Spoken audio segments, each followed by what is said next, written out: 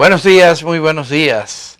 Gracias por acompañarnos este martes 2 de mayo.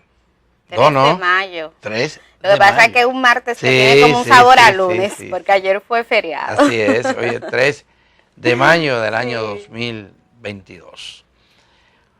Noticias negativas predominan durante el día de hoy. Una de ellas tiene que ver con otro acontecimiento trágico registrado en un cuartel policial de la República Dominicana. Esta vez se trata de un joven, un señor que fue apresado en una plaza comercial y trasladado al destacamento del ensanche Naco, y desde allí reenviado a un hospital donde falleció. Se trata de David de los Santos. Esto ha creado un revuelo.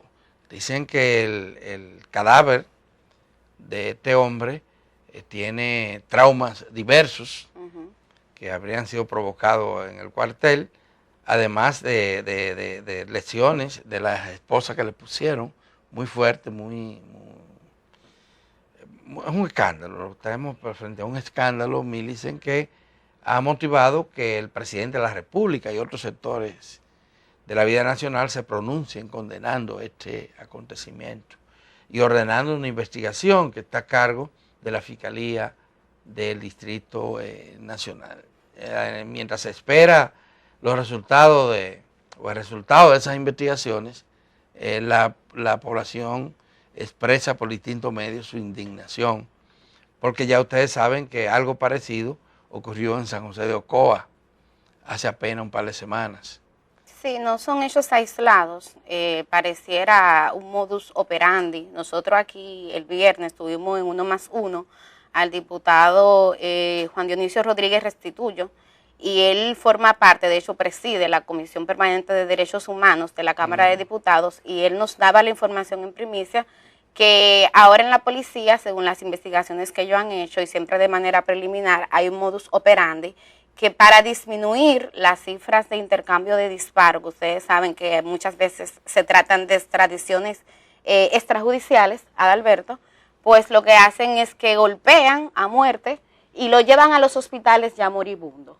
A mí me sorprendió mucho cuando Juan Dionisio dijo eso, pero cuando uno ve lo que pasó en este caso, más el caso de San José de Ocoa, de José Gregorio Custodio, uno tiene elementos para creerlo. Y es lamentable porque aquí se está supuestamente a la puerta de una reforma policial. Yo veía la reacción del presidente, indignado, como reaccionó indignado la vez que pasó el caso de los esposos cristianos asesinados en Villa Altagracia, pero me preocupa porque la respuesta que dio la Policía Nacional inicialmente, Adalberto, fue tratando de justificar.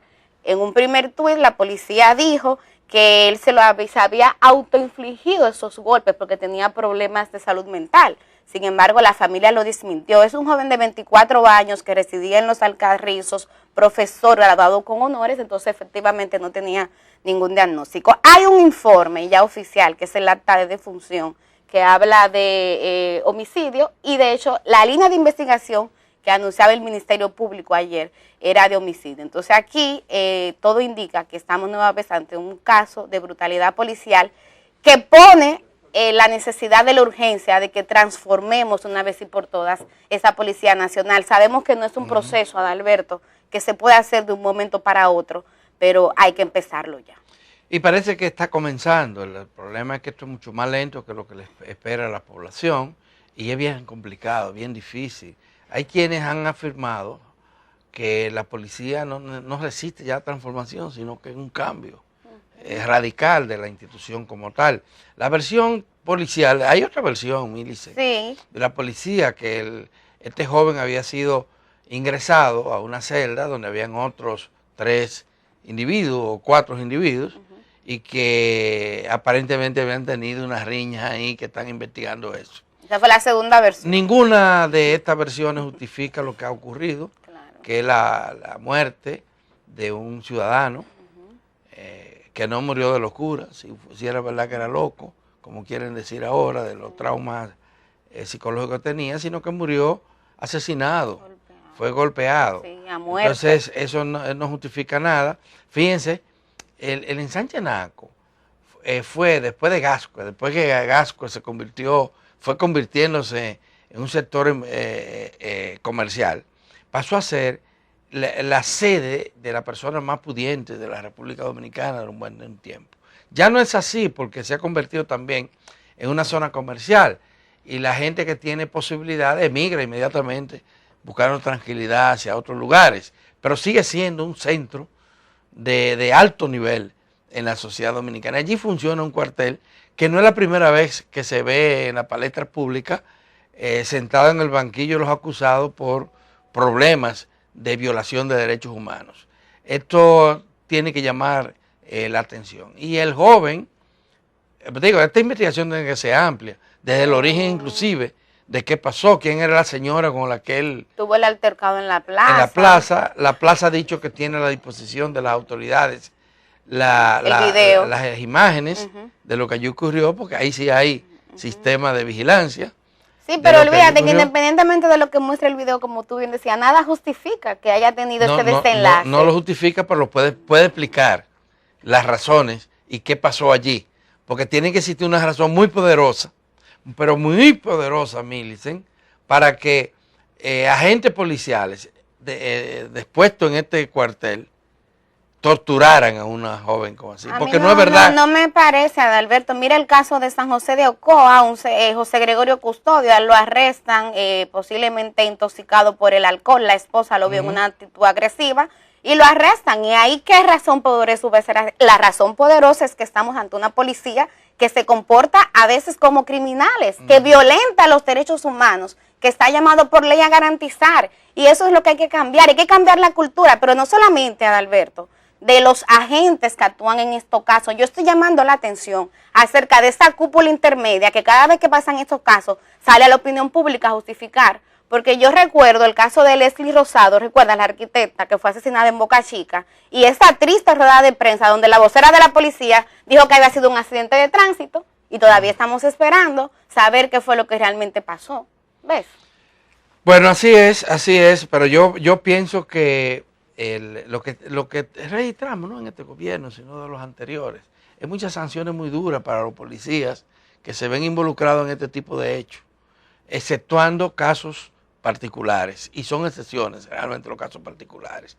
Los casos en sentido general implican que los policías van para la cárcel, que se desgracian su vida, porque en este caso, en el caso de Villa Altagracia, el ocultamiento, la negligencia de la policía en actuar, tuvo que ver en las cúpulas, protegiendo a un coronel, al jefe, al comandante. No creo que vaya a pasar lo mismo en Ocoa, aunque no sabemos exactamente cuántas personas han sido acusadas del acontecimiento y de este. Y en estos tiempos, no hay ningún policía que ignore que la gente lo está vigilando, que la ciudadanía se ha convertido en guardián de los derechos humanos y que hay inclusive instrumentos que permiten registrar sus actuaciones. De eso yo creo que ya ningún policía, por estúpido que sea, por violento que sea, no está enterado de que esto está ocurriendo en el día de hoy. No se pueden hacer las cosas como se hacían en los 12 años del doctor Balaguer, o cuando se hacían durante la tiranía, o los años más represivos que ha vivido este país, definitivamente. Entonces hay que avanzar, y la policía tiene mecanismos para investigar, para actuar, y someter a la obediencia, porque hay gente que se rebela. Sí. Hay gente que es difícil de manejarlo. Pero justamente la policía tiene que tener capacidad para hacer eso, protegiéndole la vida y la dignidad a los seres humanos. Hay otro tema, Millicent, que está también en noticia trascendente. En Haití han secuestrado a un agregado agrícola de la embajada dominicana. Y el gobierno fue muy duro con el primer comunicado, emplazando a su homólogo de Haití a resolver rápidamente y a devolver sano y salvo a este diplomático, un agregado agrícola, residente en Montecristi, que fue secuestrado y no se sabe su paradero. En Haití ustedes saben que operan bandas de criminales integrados por ex militares, ex policías y civiles. La mayoría de estas bandas son delincuenciales. Se han agrupado para obtener dinero a través de sus víctimas. En este caso es un diplomático. Claro, que recuérdense que cuando ocurrió un secuestro de 2 técnicos de la televisión dominicana en Haití, ellos aparecieron sanos y salvos, pero nunca se dio la explicación de dónde estaban y qué había ocurrido y cómo se logró la libertad. Lo que está persiguiendo el gobierno dominicano ahora es que se devuelva sano y salvo. Dicen que hay movimientos extraordinarios de tropas especializadas en la frontera que estarían dispuestas a incursionar en Haití si fuera necesario para rescatar a nuestros compatriotas secuestrados. Esta es una situación difícil. Haití sigue, aunque a veces se le olvida a los medios de comunicación y al mundo que Haití existe, pero Haití sigue inmerso en una crisis muy grande, una crisis de ramificaciones múltiples y de causas múltiples también. Estamos hablando de crisis económica, crisis militar, crisis de gobernabilidad. Dicen que las bandas controlan territorios inmensos en Haití y son las que disponen lo que allí se hace.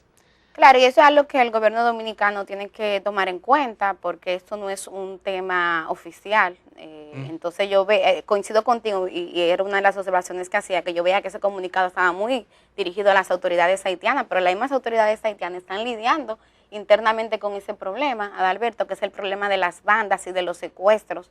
Hay varias organizaciones que llevan ese conteo y hablan de cómo, por ejemplo, en el primer trimestre de este año se registraron más de 225 secuestros en Haití. La diferencia de este es que antes, además del caso de los técnicos de televisión, habíamos tenido, por ejemplo, choferes del transporte privado que habían sido secuestrados, ahora se trata de un diplomático. Yo creo que las autoridades dominicanas deben de manejarlo con pie de plomo, deben de trabajar coordinadamente con las autoridades haitianas, porque eso de incursionar en el territorio sin tener la autorización de Haití pudiera tener algunos problemas de índole diplomático, que es lo último que necesitamos ahora en el marco de las relaciones dominico-haitianas. Que se deterioran, definitivamente. Ahora el gobierno tiene que ser firme. Porque el gobierno de Haití tiene una policía que protege a las autoridades de allá y que protege a los sectores y tiene inteligencia, porque yo recuerdo que en el caso en el caso de los misioneros, tú recuerdas esos misioneros que fueron secuestrados. Aparecieron, pero ahí hubo otro. Sí, ahí tuvimos, pero digo el tema es, Millicent, que un gobierno, un Estado, así como no puede unirse a un partido de la oposición y decir estoy con este o con un grupo, también tiene que reclamarles al gobierno de turno que actúe. Y en ese sentido es duro el comunicado, bastante duro, pero yo creo que tenía que ser así. ¿Por qué? Porque hay que tratar de rescatar, a respetar la figura. Sí, pero todo eso es simbólico, porque tú sabes, Adalberto, que el gobierno de Haití no está en condiciones de garantizar ni la seguridad de sus propios dirigentes. ¿Tú recuerdas cómo? Entonces, si el gobierno no puede hacerlo, el de aquí tiene que rescatar a sus compatriotas. Bueno, sí, eso sí, pero tú recordarás, porque de hecho fue algo bastante simbólico. Dice, mira, me declaro incompetente. Ok. Entonces actúan lo de aquí. Entonces vamos a ver si mandamos la guardia, que hace muy poca cosa aquí. Muy poca cosa. Cobrar. Entonces vamos a ver si la mandamos a buscar a nuestro compatriota. Bueno, yo creo. Es complicado, Sí, es complicado. Pero si tú tienes un país cuyo gobierno se declara incompetente para garantizar la seguridad de los diplomáticos, es fuerte la cosa. Es bastante fuerte. Entonces, el país afectado por una situación como esta tiene que buscar vías. Pero lo que quiero explicarte para que la audiencia pueda graficarse es un caso que para mí fue extremo, que fue cuando el primer ministro de Haití intentó entrar a un territorio a hacer una ofrenda floral y las bandas no se lo permitieron. Si ese es el primer ministro de Haití, que ustedes saben, Haití está sin presidente, entonces ¿qué seguridad puede haber? Entonces, es un poco lo que sabemos la situación que hay. Exactamente. Pero el gobierno haitiano no se puede cruzar de brazos. Sí. Tiene que dar alguna opinión, tú dices que tiene inteligencia. La tiene, claro, la tiene. Que es así, si se declara competente o no. Y el dominicano tiene que hacer el trabajo que sea necesario. Bien. Bueno, Mili, se nos ha terminado el tiempo. Ayer fue clausurada la Feria del Libro, que esta vez se hizo en la Ciudad Colonial. Mucha gente desfiló por allí. Sí, tuvo buena asistencia. Buena asistencia, lo que yo no sé cómo estuvieron las ventas de los libros. Vi que las ventas bien. A mí lo que me preocupó fue el tema del desorden, la desorganización. Fue muy criticada por eso. Y sobre todo la falta de comunicación. Aquí en Uno más Uno el viernes tratamos de tener al director de la Feria del Libro, a la ministra de la Cultura. Y parece, Adalberto, que hubo una línea como de bajarle la participación en los medios, porque realmente hubo críticas muy duras. A mí, Millicent, de la Feria del Libro, es que decir, yo no sé. Aquí no hay librerías. Ay, lamentablemente no, Adalberto. Aquí hay una librería que es la única donde se lleva todo el que escribe un libro. Ahí es que lo lleva para allá, lo venden ahí. Si tú quieres averiguar, es ahí. Óyeme, qué barbaridad. ¿Qué país es este? Un país que tiene en cada esquina una banca de apuestas. Que no hay librería porque nadie lo compra, ¿verdad? Definitivamente. Y ojalá que este espacio haya servido para eso, este espacio de la Feria del Libro, ¿verdad?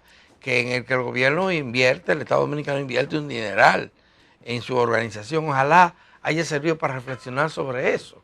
Porque dime tú, ¿cómo renovamos nuestros conocimientos si no leemos lo que escriben los científicos, los teóricos, los investigadores, los literatos?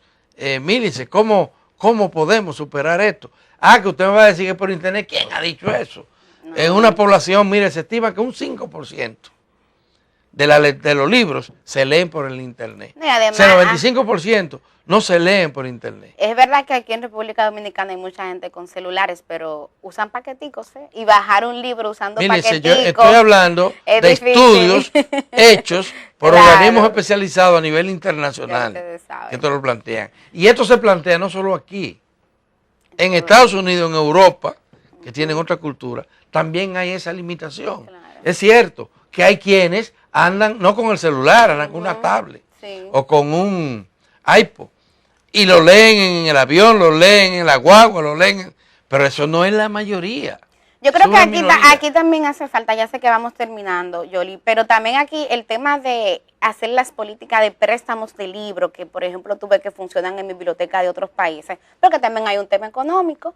No todo el mundo que puede dar olvídate que eso no es eso, $1,000 Mire, por olvídate, vete a la Biblioteca Nacional que eso es gratis. Sí, pero yo digo el tema del préstamo, porque yo cuando fui estudiante en España fui muy beneficiada de eso. Yo con un carnet que me dieron y yo era extranjera, yo podía buscar hasta 3 libros al mes. Eso y yo me lo llevaba eso es correcto, y lo devolvía. Yo creo que aquí también harían falta políticas aquí así. hay otro tema, Milicia, con eso, que hay que trabajarlo y tiene mucho que ver también con la cultura predominante hoy en día. Cierto que cada vez hay más personas con acceso al internet. Cierto eso. Cierto.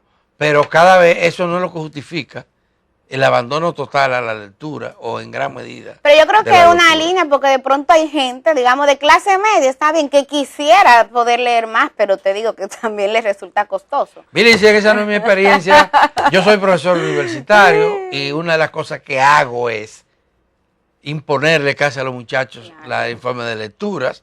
Tenés que leer libros. Eso antes era habitual. En las escuelas te ponían a leer libros y eso es clásico. Tú tenías que leerlo obligado, si no tú no te graduabas. Bueno, y aún así tengo dificultades grandes para que los muchachos... Y tú eres profesor de periodistas, de posibles periodistas. Entonces imagínate tú que no lean. La clásica. Bueno, señores, se nos acabó el tiempo. Vamos a pasar a una pausa para luego regresar con nuestra entrevista en primer plano.